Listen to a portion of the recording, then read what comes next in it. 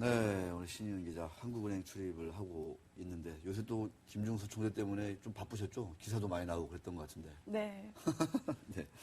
자, 내일 이제 금융통화위원회인데 지금 뭐 아까도 이제 방송에서 계속 얘기를 하고 있지만 뭐 시장의 기대치는 좀 이번에는 인하가 아니겠느냐 이렇게 얘기를 하고 있는데 우리 신 기자 생각이라든가 실제로 그렇게 될 것 같습니까? 어때요? 뭐 오늘 기자들끼리도 네. 인하를 할지 동결을 할지 내기를 하고 있어요. 네. 의견이 많이 엇갈리고 있습니다. 그래요. 기자들의 내기는 배팅이 어떻게 되고 있나요, 지금? 뭐 금전적인 내기는 아니고요. 그러니까 뭐 점심을 산다든지. 네. 예. 인하냐 아니냐. 뭐. 그 동결로 보는 기자들이 아직까지 좀 있고요. 인하가 아무래도 좀 많겠죠. 예. 네, 그렇습니다. 6개월 만에 인하인가요? 좀 어떻게 좀 전문가들 얘기하고 있나요? 네, 그 한국은행 금융통화위원회가 내일 금리를 결정하는데요. 네. 그 금통위는 지난해 7월과 10월에 각각 기준금리를 0.25%포인트씩 인하했습니다. 그러니까 10월 이후로는 연 2.75%에서 기준금리를 5달째 동결하고 있는데요. 네. 그 이번에 금리를 내리면 6개월 만이 되는 셈입니다.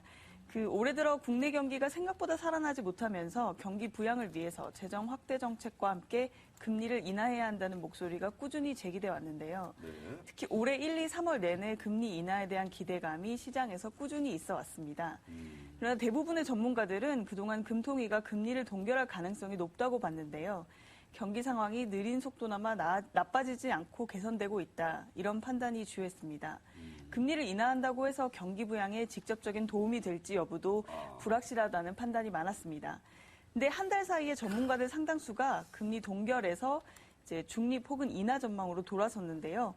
그 당정청의 전방위 금리 인하 압박과 재정 정책과의 공조 필요성, 부진을 거듭하고 있는 국내 경기 상황 때문에 금통위가 결국에는 금리를 인하할 수밖에 없지 않겠느냐는 분석에 힘이 실리고 있는 상황입니다. 야, 참 그간에 이제 여러 가지 좀 이제 그 한국은행 그 총재를 둘러싸고 기재부라든가 뭐 청와대라든가 여러 가지 이제 그 압박을 우리가 이제 좀 느낄 수 있는 그런 코멘트들이 상당히 많이 나왔었는데. 자, 금통위 금리나 전망에 무게가 실린다. 일단 구체적인 좀 배경을 우리 신 기자가 좀 간략하게 좀 정리해 주시죠. 네, 아까 말씀드렸듯이 전문가들이 네. 금통위가 이번 달 기준금리를 0.25%포인트가량 인하할 것으로 보고 있는데요. 네. 이 구체적인 배경을 짚어보면 크게 두 가지 측면이 있습니다. 하나는 국내의 경제 상황이고요. 하나는 정책 환경 변화인데요. 우선 경제 상황을 살펴보면 2월 그 산업활동 동향을 중심으로 경기 지표가 계속해서 부진했습니다. 그래서 또 엔저로 인해서 수출이 주춤한 상황에서 내수까지 살아나지 못하고 있는 상황입니다. 그래서 물론 이전보다는 더 경제가 나빠지고 있다 이렇게 보기는 어렵지만 회복력이 미진하다 이거는 부인할 수 없는 사실입니다. 또 정책 환경도 급변했는데요. 네. 일단 그 박근혜 새 정부가 출범을 했고 기획재정부가 그 적극적인 재정 정책을 내놓기 시작하면서 상황이 좀 많이 달라졌습니다. 일단 현오석 경제부총리 겸 기획재정부 장관이 추가 경정 예산을 필두로 이제 공격적인 경기 부양책을 들고 나왔는데요. 그러면서 이제 한은도 금리를 인하해서 네. 통화정책 공조에 나서야 한다고 압박하고 나선 이제 장본인입니다. 그렇죠. 그다음에 이후에 조원동 청와대 경제수석이라든지 이항구 새누리당 원내대표 등이 잇따라 금리 인하를 통해서 정책 공조를 해라 이런 발언을 직간접적으로 내놨는데요. 네, 김중수 총재를 비롯해서 금통위가 그야말로 이제 전방위 금리 인하 압력을 받기 시작한 겁니다. 네. 네. 그래서 이제 한은이 이제 한내 독립성을 저해할 수 있다 이런 그러니까. 비판들도 나왔지만 네네. 이걸 무릅쓰고 이제 금리 인하 압력성 발언들을 내놨기 때문에 이제 이 상황이 좀 급박하게 돌아가고 있는 건데요. 예. 또 최근에는 좀 재밌는 게 그 당정청에서 한은의 독립성을 존중하는 듯한 태도를 보였습니다. 요 며칠간. 네. 그래서 이게 이 과정에서 금리 인하 압박을 하다가 이제 존중하는 듯한 태도로 돌아선 것이 뭔가 금리 인하에 대한 모종의 그 공감대나 합의가 형성된 것 아니냐 이런 추측이 나오기도 했습니다. 그래서 전문가들은 경제가 제대로 살아나지 못하고 있는 상황에서 경기 부양을 위해서 재정과 통화정책이 보조를 맞춰야 한다. 이런 요구가 워낙 거세기 때문에 금통위가 금리를 인하할 수밖에 없을 거다. 이렇게 보고 있습니다. 예. 예. 이 김준수 총재가 그 서별관 회의 이런 데 이제 불참하고 막 이러니까 네. 또 달랬군요, 또 이렇게. 네, 뭐 그렇게 볼 수도 있고요. 달래가서 네. 달랜 다음에 에이, 어차피 뭐 대세는 인한데 좀 네. 인하하자. 그러니까 이제 또 민주당에서는 뭐 무슨 뭐 하는 독립성을 왜 이렇게 이제 훼손하는 거냐 이런 얘기도 네. 많이 했습니다. 3차원이냐 뭐 이런 얘기까지 나왔었는데. 네.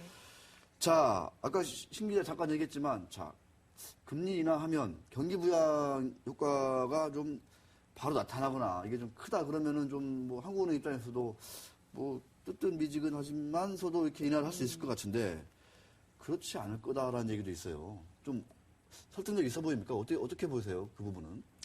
저도 뭐 고민이 되는 부분이긴 네. 한데 시장 전문가들도 이제 금리를 인하해도 경제가 살아나는 효과를 과연, 네. 보기 어려울 거다 이런 오. 시각들이 사실 이전에 많았었습니다.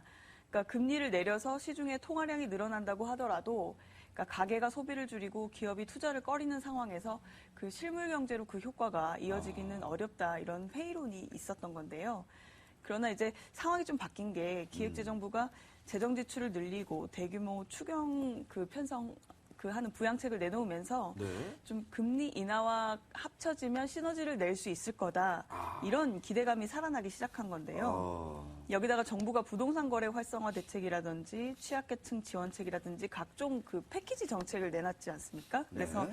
이제 이렇게 나온 판국에 기준금리도 같이 인하해서 효과를 좀 극대화해보자 이런 내용이 나오고 있는 거고요. 네. 그 한국은행은 또 지난해 두 차례나 기준금리를 인하하면서 그 두 번 합해서 0.5%포인트고요. 네. 이번에 이제 0.25%포인트를 만약에 내린다면 0.75%포인트입니다. 이게 누적을 하면. 그래서 이제 이걸 누적된 그 효과를 보면 경제에 좀 어느 정도 유의미한 영향을 줄 수 있지 않겠느냐 이렇게 보는 시각도 있는 겁니다. 그렇습니다. 자, 이 참 내일 금통위에서는 좀 인하에 좀 무게가 실린다. 또 인하 안 하면 또 한바탕 또 난리가 나겠네요. 또 그죠? 그렇죠. 뭐 인하를 하지 않았을 경우에 어떻게 보면 그 책임론, 그러니까요. 뭐 해임론 이런 것까지 이제, 나오겠죠. 나올 수 있는 그런 상황인 것 저희 같습니다. 당정청에서 저렇게 일사불란하게 압박을 많이 했는데 거기다 대고 또 동결 이러면 진짜 아주 네. 서로가 난감할 수밖에 없는 그런 상황인 것 같습니다. 이게 참 재미난 현상이에요. 근데 이제 새 정부 초기에 지금 이제 지출을 지금 엄청나게 늘리고 네. 있잖아요. 뭐 아까 이제 부동산 종합대책도 나오고 그래가지고 이때 기준금리까지 딱 인하했다. 효과가 많이 나타날 거다 이렇게 얘기를 하잖아요. 네. 그런데도 경기가 안 살아난다. 그러면 또 어떻게 할지. 네. 그것도 또 이제 답답한 과제 아니겠습니까? 그렇죠. 자, 참 어려운 것 같습니다. 그래서 경기 사이클이 한 번 이렇게 꼬이면 참 어려운 것 같습니다.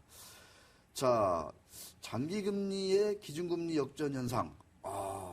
이게 지금 좀 심화되고 있다. 이런 얘기도 있습니다. 이제 이를 근거로 해서 금리 인하가 뭐 어쩔 수 없는 거 아니냐. 이런 시각이 있다는데 이건 좀 어떤 얘기인지 좀 한번 좀 설명 좀 부탁드릴게요.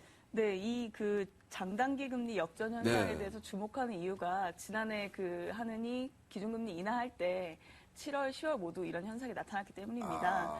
근데 지금도 국고채 같은 장기 금리가 대부분 기준금리인 연 2.75%를 훨씬 밑돌고 있습니다. 아주 밑돌고 있죠. 네. 예. 그래서 시장이 이미 금리 인하를 기정사실로 받아들이고 이제 인하 쪽으로 베팅한 거다 뭐 이렇게 볼 수 있는데요. 근데 그만큼 금통위가 금리를 인하할 가능성이 어느 때보다 높다. 이렇게 보는 겁니다.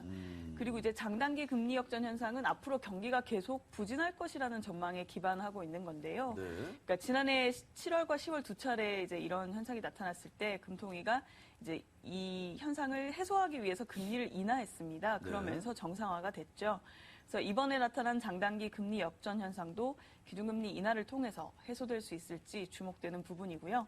네. 시장이 또 모두 인하에 베팅한 마당에 만약에 금리를 동결할 경우에는 좀 적잖은 충격이 예상되는 상황입니다. 네, 그렇습니다. 지금 HTS상에서 뜨는 그 국고채 3년물 2.49% 이렇게 네. 찍히고 있고요. 5년물 2.59%, 10년물 정도만 2.79%로 약간 기준금리를 단기금리를 약간 이제 웃도는 그런 모습인데, 네. 야, 참 이미 뭐 이 채권 시장 투자자들 뭐 일단 인하에 좀 베팅을 많이 했다 이렇게 좀 볼 수 있을 것 같습니다. 자, 지금 또 이 기준금리 결정을 하는 데 있어서 또 고려해야 될 게 또 엔저입니다. 엔저 지금 일본이 대대적인 지금 양적 완화에 나서 있기 때문에 지금 100엔당 원화 환율이 아니라 지금 달러엔 환율이 얼마나 되나요? 지금 현재 시간. 뭐 100엔 넘어서냐 지금 99엔 지금 넘어서서 네. 상당히 지금 그 엔저 현상이 매우 지금 가파르게 진행되고 있는데 이런 상황에서 우리가 기준금리를 내리게 되면 또 정부 입장에서는 또 이게 또 상당히 좀 부담이 될 수도 있는 거 아니냐 이런 또 얘기도 있습니다. 자, 네. 환율 시장이 금리 결정에 어떤 변수로 작용할지 내일 금통위 때 좀 신 기자 어떻게 좀 정리를 좀 해주실래요? 네, 이건 좀 어려운 부분인 네. 것 같은데요. 왜냐하면 금리가 환율에 미치는 영향은 좀 크지 않다. 그동안 그렇게 많이 봤었습니다. 예. 근데 지금 환율에 영향을 주고 있는 게 이제 북한의 지정학적 리스크하고 일본의 양적 완화인데요. 이제 북한 리스크로 원달러 환율이 지금 변동성이 확대되고 있는데 1,140원대까지 그러니까요. 올랐다가 지금 요즘 며칠 새 뭐 어제하고 오늘 이제 조금 하락하고는 있는데 그런 상황이고요. 원엔 환율은 이제 일본의 엔저 공세로 여전히 원화 가치가 강세를 보이고 있습니다. 네. 그러니까 북한 리스크와 일본의 양적 완화가 좀 금통위 금리 결정에서 아주 중요하게 고려될 것으로 판단되는데요. 그러니까 하는 측에서는 이제 제가 문의를 해보니까 이제 상황을 좀 예의주시하면서 어쨌든 변동성이 좀 과도하게 이제 확대되거나 가파르게 이제 원화 가치가 이제 엔화에 비해서 좀 상승하지 않도록 좀 예의주시하면서 지켜보고 있다 이런 상황입니다. 근데 이제 금리가 이제 환율만을 고려해서 이제 금리를 결정할 수는 없기 때문에 환율을 이제 중요한 이제 변수는 되겠지만 이제 뭐 예를 들어서 일본의 양적 완화에 대응하기 위해서 우리가 금리를 이제 좀 다른 방식으로 가져간다 이거는 좀 아닐 것 같습니다. 예. 그래요. 알겠습니다. 자, 금리는 이제 환율 시장의 영향을 좀 받긴 받겠지만 지금은 또 이제 북한 변수가 또 이제 네. 상당히 중요한 역할을 할 것이다. 이런 얘기 있습니다. 참 오늘 99엔까지 조금 이제 그 엔저가 좀 완화되는 주춤하는 이제 그런 흐름을 또 보이고 있는데 자, 참 그 새 정부 출범 초기 때부터 이 참 나라 안팎 그 정세라든가 경제 상황 환경이 참 그 복잡하고 또 그죠? 네. 만만치 않은 것 같습니다. 호락호락하지 않다. 이렇게 볼 수 있을 것 같습니다. 야, 삼성전자가 저런 실적 안 내주고 있었다면은 우리 경제 상당히 흔들릴 수도 있다. 이런 생각이 그냥 갑자기 드네요. 자, 또 내일 그 금통위 금리 결정 또 다른 관전 포인트 또 몇 개 좀 정리해 주시죠. 네, 뭐 재밌는 관전 포인트 몇 가지 네. 정리해 드리면요. 금통위원들 중에 하성근 위원만이 어? 그 올해 1월부터 금리 인하를 계속 주장해 오셨습니다. 하성근 의원요? 예, 예. 네. 그래서 그러니까 이분은 계속 다른 의원들은 모두 금리 동결이 적합하다고 주장했는데 이분만 1월부터 이제 1, 2, 3월 3개월 연속 계속. 예, 인하를 주장했었고요. 근데 이번에 이제 동결을 주장했던 분들이 만약에 금리 인하를 단행하게 되면 입장이 이제 급선회 되는 거잖아요. 네. 그래서 그 이유나 근거를 어떤 것들로 들지 이런 입장 변화가 이제 궁금해지는 점이고요. 그다음에 내일 오전 금리 발표를 한 이후에 한은이 1월에 이제 이전에 발표했던 경제 전망에 대한 수정치를 내놓습니다. 그래서 한은이 당초 올해 경제 성장률을 2.8%로 내다봤는데요. 그 기획재정부가 2.3%로 대폭 인하했잖아요. 네. 그래서 이 가운데 좀 추경 효과를 포함해서 어느 정도 경제 상황을 좀 더 안 좋게 볼지, 어느 정도 좀 괜찮다고 볼지 그 부분이 좀 주목되는 부분입니다. 예를 들어서 정부 정만치와 좀 격차가 커지거나 예를 들어 정부는 2.3으로 봤는데 하늘은 좀 긍정적으로 본다든지 하면 또 여러 가지 이야기들이 나올 수 있겠죠. 네, 그렇습니다. 참 이게 하느니 기준금리 어떤 시기를 놓쳤다. 이런 네. 얘기를 많이 좀 이제 듣고 있는데 네.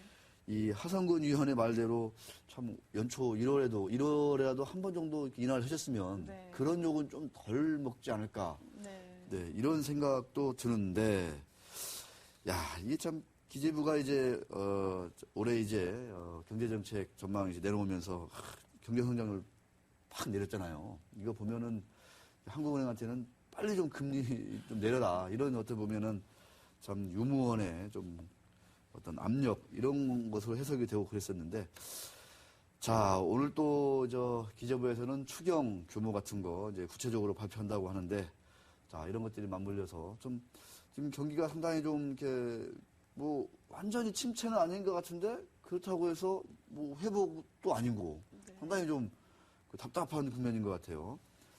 금리 인하할 때 한 번에 화끈하게 막 50bp 이렇게 한번 내리고 이렇게 하면은 네. 좀 너무 갑자기 태도가 바뀌었다고 해서 또 욕먹을까요? 어떻게 좀 보시나요? 좀? 그 요즘 재밌는 건 네. 매일 금리를 동결하든 인하하든 비판을 받을 수밖에 없습니다. 이래라- 오는 상황입니다. 이래저래라. 예. 네. 그동안 발언을 보면 김중수 총재께서 동결 쪽으로 이렇게 시그널을 주는 듯한 발언을 해오셨기 때문에 그러고 나서 이제 갑작스럽게 인하를 하면 이제 잘못된 소통을 했다 이런 비판을 받을 수 있고요. 또 동결을 할 경우에는 이제 정부가 경기 부양을 위해서 적극적으로 나서고 있는데 하느니 또 뒷짐지고 있다. 인하 시기를 또 놓쳤다. 뭐 이런 비판을 받을 수 있는 거죠. 제가 김중수 총재라면요. 네. 그냥 50bp 내려버립니다. 그냥. 그래요. 자, 저 많이 힘들게 하셨죠? 자, 선물 드리겠습니다. 해가지고 딱 50bp 딱 내놓으면 네. 또 다른 멘붕이 또 나타날 것으로 예상이 되는데. 기대해 보겠습니다. 예, 저 진짜 제가 김중수 총재라면 진짜, 자존심 많이 상했잖아요, 사실. 그렇죠. 네, 진짜. 자, 청와대 경제수석이 뭐 인하해야 된다고 이렇게 직접적으로, 공개적으로 얘기하는 거가 참, 네, 참 그렇습니다. 조원동 수석의 파워가 센 거를 또 볼 수 있을 것 같은데. 자, 신 기자와 함께 지금 뭐 실시각각 북한이 미사일을 언제 쏠 거냐 이런 얘기가 지금 우리 오재은 PD 이하 스태프진들이 열심히 얘기하고 있는데, 네, 오전은 넘어갈 것 같습니다. 자, 종목 탐험으로 떠나가도록 하겠습니다.